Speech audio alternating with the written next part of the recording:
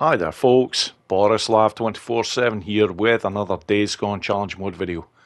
And on this video, I'm going to be showing you all my world record runs on the remastered version of Drifter's Run and also the original version of Drifter's Run. Now then, it's very unusual for me to actually go after world record scores when I currently hold them, which was the case for this particular challenge, but I went after the remastered and original versions for one reason and one reason only, and that is because I knew I could beat the scores that I currently had for them.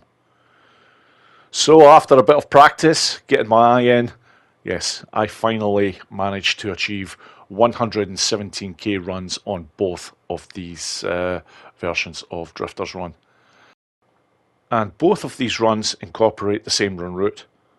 But worth noting that when you're playing the original version, the bike handles like a complete piece of shit. So the first run that you see is probably the more impressive of the two.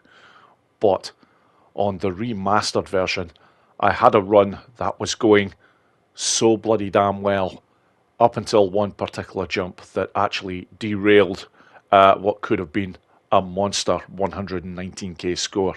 And you'll see that coming up. But the last thing that I want to point out before I actually get to the action here is that there is a bit of an update to show in regards to the two hidden bonuses for this particular challenge.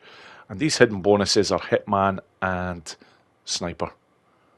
Now, I will have a demonstration of this just to prove that what I'm saying is right here, but what everybody needs to know now is that you do not require to have a jump in play while firing at the horde in order to get these bonuses activated.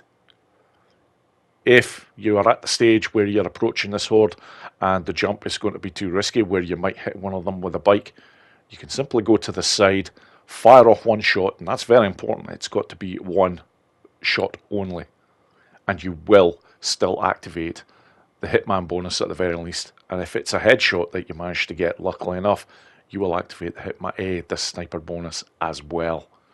So, without any further ado, I'm just going to give a demonstration of that and then go on to these two runs. Right, and folks, just a very quick demonstration to show that you do not require a jump when going after this bonus here. That's the horde. Just make sure you get one shot off, and I'm very lucky there, it's a headshot. So when I get to the finish line, check it out. There's the sniper, and there is the Hitman bonus. Right then folks, on to the first run, which is from the original version.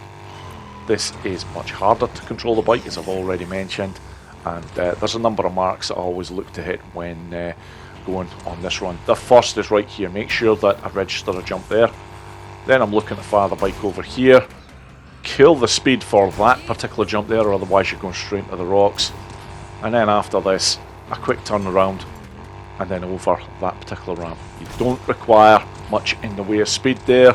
As long as your multiplier is in a good place, you're guaranteed you'll get 800 to 900 points every time. But from here, moving through these areas, and there's two ways of going about this section. You can either go for a super big jump there and hope you keep the speed, which is what I did, or you can ease off on the speed in order to ensure that you still get the jumps in those places. But from here, I'm moving on to this section, and this is another section. If you do it correctly, you can get another two sneaky jumps in. That's the first one there, 350 points, and I make a mess of the second, unfortunately there, but it is what it is. So moving on to the next section, I always like to make sure that I'm jumping from that particular cliff edge there, because the one that's just below it, if you launch the bike from there, it very rarely registers a jump. But here now, looking to get this headshot in, and there we go, I actually get two in, but because of the angle that I took off that ramp, it allowed me to get in an extra sneaky jump at the bottom there. And from here now, it's just going all out to try and maintain that multiplier, which I don't think I quite manage on this particular run now. From here, this is a variation. I look to just dart over to the left off that particular ramp, and that sets you up nicely for another two jumps in that area, and it limits the damage that you do on your multiplier, because that is a tough section normally to hold the multiplier from.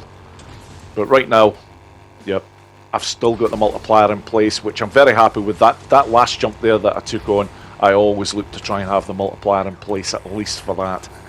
I know now I'm going to be really struggling to keep this one going. It's virtually gone, and there it is, finally over with. But I've already got a fantastic base score in place at this point. 74k is always the target, my minimum target to get to. And I know I've still potentially got 2 jumps, but that particular one there didn't register, which was kind of annoying because that was like another 350 points. But I do get over the line there with just shy of 74,500 points, which gives me a whopping 117,000 points on the original version of Drifter's Run. And this run is not easy to do at all when you're doing it on this version. And the leaderboard proves it. There is a little bit of daylight between myself and Graysoul, but if you look down below me, and this is still the world's best, there is quite a difference. And that is all down to the fact that the bike is so much more difficult to control. But they are all still very respectable scores nonetheless. But anyhow, let's move on to the remastered run. Right then, for the remastered version, my run is just the same as the original, but this is, with the exception of one horrendous mistake at the end, is far cleaner. I hit every single mark that I'm looking to hit in terms of the jumps. Starting with that one there, as you can see, I got 327 points, a nice 600 on that one, and then I make sure to kill the speed there just to ensure that I don't hit that rock. After that, it's all about speed on that first section because I do like to have a little bit of extra time at the end. And right now, moving on to one of the most precarious sections of this run route, which is right here. So many things that can knock you off your bike if you're not careful. Again, I go for the big jump routine here as opposed to going a little bit slower on the speed to ensure that I get all the jumps in place. And it does pay off. Now from here, this is the area before that I made a little bit of a mess up on. I don't do it on this one. This, I get absolutely bang on, get that jump in there, hoist the bike around that way, and yeah, register another jump. So down here, again, looking to land on this section, then that jump there, yeah, I just clip one of the other cliff edges there en route down there, but it doesn't affect the points, I still get them. And again here, just going just off centre, just to the right, get my head shot, now ensure that I get that jump coming up there, and I head well out to the left there. I just want to make sure that I get a lot of air time and I've got no chance of hitting any trees. So from here again, I'm going for this variation, which I don't get quite as well as I would have liked, but I still get the points. So from there, yeah, another couple of very nice jumps. And this run at the moment is fantastic. That multiplier is still strong as hell. Moving along here, it does make a huge difference.